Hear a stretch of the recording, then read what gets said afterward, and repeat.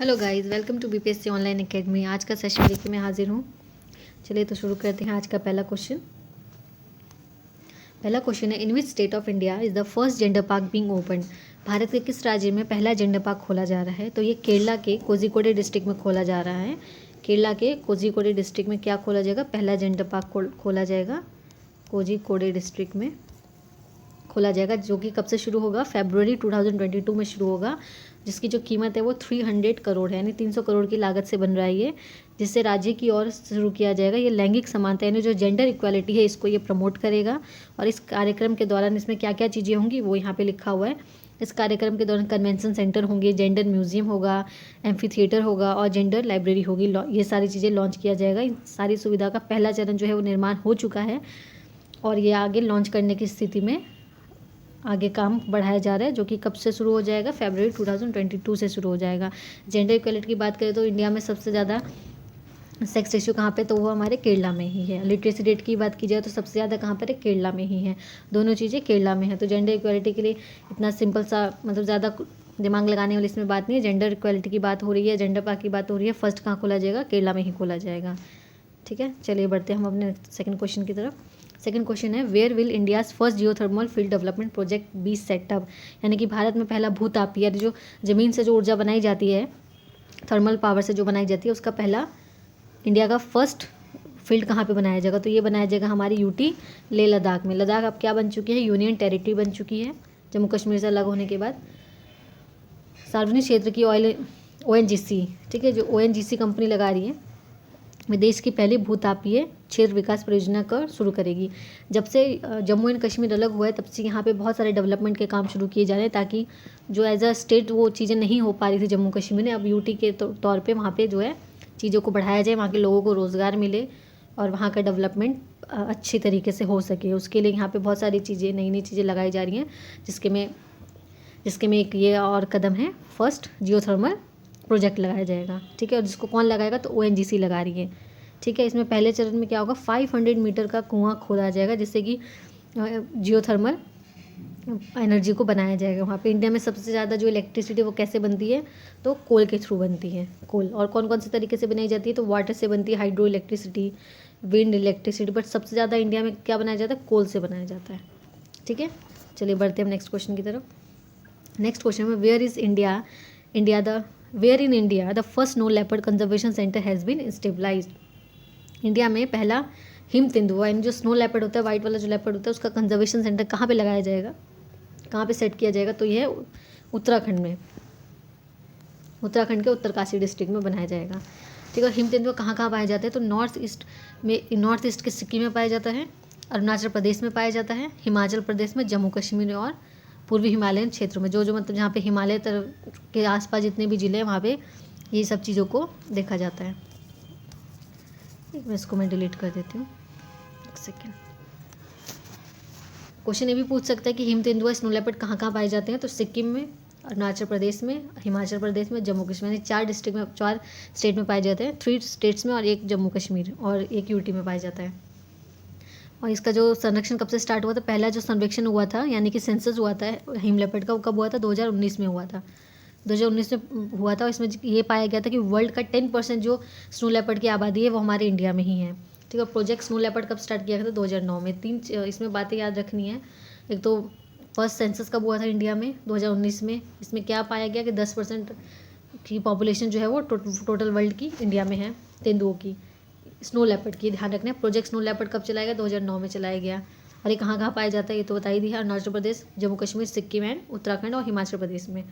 और सबसे इंपॉर्टेंट बात है इसमें, इसका जो IUCN स्टेटस है वो क्या है? IUCN स्टेटस जो है, पहले क्या था? पहले एंडेंजर्ड में आता था, लेकिन अब क्या है? अब है क्रिटिकली एंडेंजर्ड। ठीक है, क्रिटिकली एंडेंजर्ड है ये हमको ध्यान रखना है। ठीक है, इसमें यही 3 बातें याद रखनी है।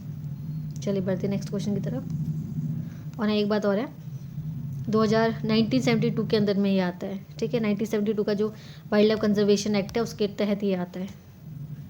ठीक है, चलिए नेक्स्ट क्वेश्चन। आज़ादी के अमृत महोत्सव के तहत किस मंत्रालय ने वृक्षारोपण अभियान 2021 की शुरुआत की है। ये थोड़ा सा ट्रिकी क्वेश्चन हो जाता है। नाम है इसका वृक्षारोपण अभियान। नाम से तो लगता है कि मिनिस्ट्री ऑफ फॉरेस्ट ने किया होगा या एनवायरनमेंट ने किया होगा, लेकिन यहाँ किसने किया है? मिनिस्ट्री ऑफ कोल ने किया है। ये एक फंसाने वाला क्वेश्चन है। तो मिनिस्ट्री ऑफ कोल ने इसका शुभारंभ किया है। ये कब किया गया? तो वृक्षारोपण अभियान, कोयला मंत्रालय का वृक्षारोपण 2021 में हुआ। 19 अगस्त 2021 को लॉन्च किया गया। इसका जो टैगलाइन है वो क्या है? गो ग्रीनिंग। ठीक है, इसमें 2 बातें याद रखनी है। एक तो मिनिस्ट्री कौन सी है इससे जुड़ी? तो मिनिस्ट्री ऑफ कोल है। दूसरी बात है इसका जो टैगलाइन क्या है। ठीक है, टैगलाइन क्या है इसकी? गो ग्रीनिंग। ये टैगलाइन, 2 ही बातें इसमें याद रखनी है। थोड़ा सा ट्रिकी हो जाता है नाम की वजह से, क्योंकि वृक्षारोपण है, होना चाहिए मिनिस्ट्री ऑफ फॉरेस्ट या एनवायरनमेंट कंजर्वेशन का, लेकिन है कोल का। ठीक है, और इसकी टैगलाइन क्या है? गो ग्रीनिंग। ये 2 बातें याद रखनी है। नेक्स्ट क्वेश्चन है, who was recently elected the child president? थोड़ा टाइपिंग एरर हो जाता है। प्रेसिडेंट ऑफ चाइल्ड, ठीक है, इसको हटा दीजिएगा। तो कौन इलेक्ट किए गए हैं? गैब्राइल बॉरिक जो है वो प्रेसिडेंट क्या बने हैं? चाइल्ड के। चाइल्ड की कैपिटल क्या है? सेंटियागो। वहाँ की जो करेंसी है वो है पिसो। ठीक है, और राष्ट्रपति Sebastian Pinera. Just a second ना, 30 इसमें आई थिंक यहाँ आएगा प्राइम मिनिस्टर। राष्ट्रपति तो ये चुने गए हैं, टाइपिंग एरर है। पीएम है सेबेस्टियन पिनेरा, और 35 ईयर्स के हैं ये खाली। जो प्रेसिडेंट बने वो ओनली 35 ईयर के हैं, जो कि चुनाव जो और मतलब प्रेसिडेंट के साथ साथ वो क्या बने? सबसे कम उम्र के प्रेसिडेंट बने हैं। कब के? कहाँ के? तो चाइले के सबसे कम उम्र के राष्ट्रपति बने हैं गैब्रिक बॉरिक। क्वेश्चन यही पूछ सकता है कि which of the following country gots is youngest president. Option में ये दे देगा 4-5 और चाले भी देगा। क्वेश्चन किसी भी तरीके से पूछ सकता है। तो नाम याद रखना है, गैब्रिक बॉरिक, यंगेस्ट प्रेसिडेंट ऑफ चाइले। ठीक है, बाकी कैपिटल सेंटियागो, करेंसी पिसो, और पीएम कौन है? Sebastian Pinera. ठीक है, चलिए नेक्स्ट क्वेश्चन की तरफ बढ़ते हैं। नेक्स्ट क्वेश्चन है, which day is celebrated on 22 दिसंबर? 22 दिसंबर नहीं, आज का दिन। आज का दिन क्या है? विंटर सॉल्स्टिस कहलाता है वैसे तो, और इसमें दिन सबसे छोटा और रात सबसे लंबी होती है आज के दिन। ठीक है, और दूसरा मेन दिवस जो है वो राष्ट्रीय गणित दिवस है, यानी कि मैथमेटिशियन डे। हम किसकी याद में बनाते हैं? तो रामानुजन सर की याद मनाया जाता है। इनका पूरा नाम था श्रीनिवास रामानुजन, जो कि मैथ्स के बहुत बड़े ज्ञाता थे। इनकी इस साल आज के दिन इनकी 134th एनिवर्सरी। इनका जन्म हुआ था 22 दिसंबर 1887 तमिलनाडु के एरोड डिस्ट्रिक्ट में। ठीक है, तमिलियन परिवार से ये बिलोंग करते थे। इन्होंने जो अपना पढ़ाई थी वो कहाँ से की थी? ट्रिनिटी कॉलेज में पढ़ाई की थी। ये थे बीएससी ऑनर्स थे विज्ञान साइंस से। 1917 में ये लौटे थे। कहाँ से? लंदन से। मैथमेटिकल सोसाइटी में चुने गए थे। लेकिन जब इंडिया आए थे 1 साल के बाद 1919 में, तो उस टाइम इनका देहांत हो गया था। सिर्फ 32 साल की उम्र में इनकी देहांत हो गया था। ठीक है, 32 ईयर्स की एज में ही इनकी देहांत हो गया था। ये आपसे 2 क्वेश्चन पूछ सकता है। इनका जो कौन सी एनिवर्सरी? तो 134th है। इनका जन्म को हुआ था 1887 में, और इनकी डेथ हुई थी सिर्फ 32 ईयर्स की एज में हो गई थी। ठीक है, तो 22 दिसंबर के बारे में इतनी बातें ध्यान में रखनी है। चलिए बढ़ते हैं हम नेक्स्ट क्वेश्चन की तरफ। इंडियन डेजर्ट के cited in Panna tiger reserve, in which state is the tiger reserve located? इसमें बात की जा रही है पन्ना टाइगर रिजर्व की। पन्ना टाइगर रिजर्व मध्य प्रदेश में है। इसमें देखा गया है कि एक रेगिस्तानी बिल्ली देखी गई है ये इस टाइगर रिजर्व में। ठीक है, ये बात हुई है इसमें। बस इतना ही याद रख, इसमें इतना कुछ खास नहीं, बस पन्ना टाइगर रिजर्व कहाँ पे ये देखना है। तो ये मध्य प्रदेश में है, और 1981 में ये टाइगर रिजर्व बना था। यूनेस्को में शामिल हुआ था 2011 में। एक ये बात इंपॉर्टेंट हो जाती है। और केन नदी, यमुना नदी की सहायक नदी पन्ना टाइगर रिजर्व से होकर बहती है।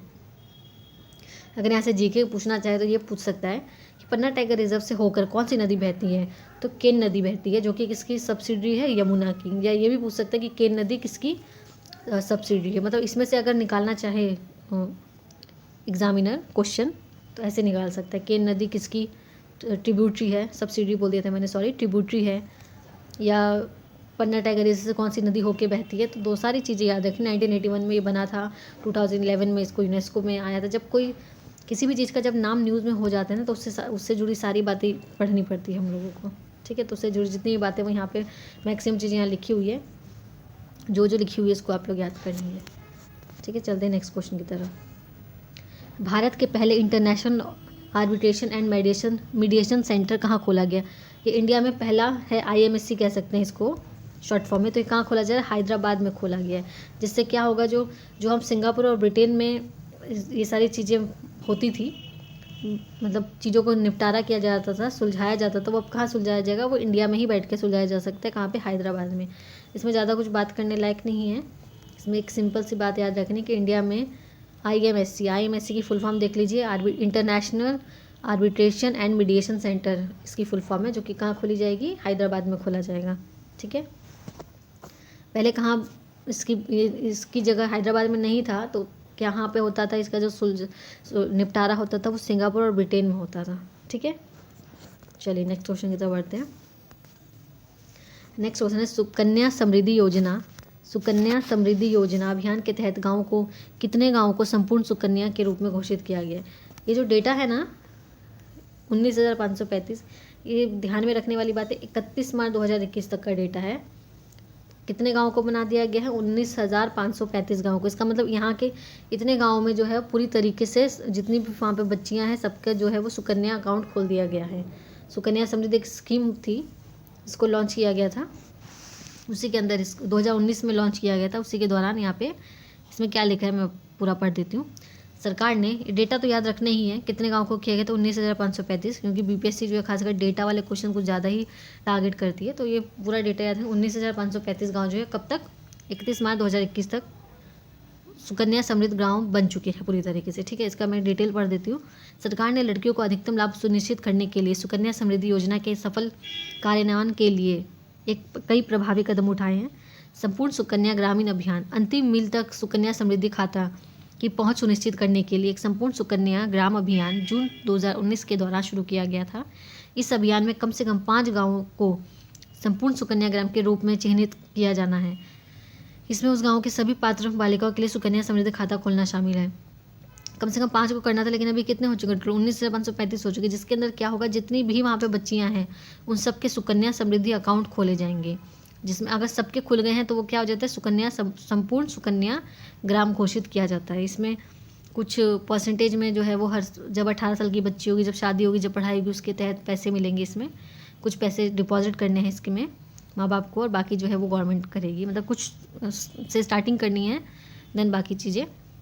इसको गाँव में शहरों के लिए तो थी ये, लेकिन अब इसको गांव में भी अच्छी तरह पहुँचे, क्योंकि गांव में लोगों को पता नहीं हो पाता कौन कौन सी स्कीम उनके बेनिफिट के लिए चलाई जा रही है। तो जिसके तहत ये एक बहुत अच्छा एफर्ट है, और सेंट्रल गवर्नमेंट का एक बहुत अच्छा एफर्ट है, जिससे गांव की बच्चियों का जो फ्यूचर है कुछ हद तक सिक्योर हो जाएगा, कुछ मदद मिल जाएगी उनके पेरेंट्स को। ठीक है। आज की ये लास्ट स्लाइड थी। आप लोग रिविज़न करते रहिएगा, जैसे कि डेट BPSC का बढ़ गया है, तो क्वेश्चन हम लोग कोशिश करें क्वेश्चन को भी बढ़ाया, इसमें जीके भी कुछ जीके भी ऐड करेंगे।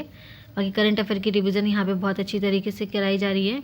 2-3 दिन गैप हो गया था, तो लैपटॉप हम लोग का ख़राब हो गया, जिसकी वजह से थोड़ा सा डिले हो गया। बाकी हम लोग कोशिश करें कि टाइम टू टाइम आपको वीडियो कराते रहें। आप लोग प्लीज़ रिवीजन को कंटिन्यू रखिएगा, एक नहीं कम से कम 2-3 बार वीडियोज़ देखिए, ताकि रिविज़न आपका अच्छे से होता रहे। ठीक है। Thank you for watching BPSC online academy. मिलते हैं कल से एक नई वीडियो के साथ। Thank you.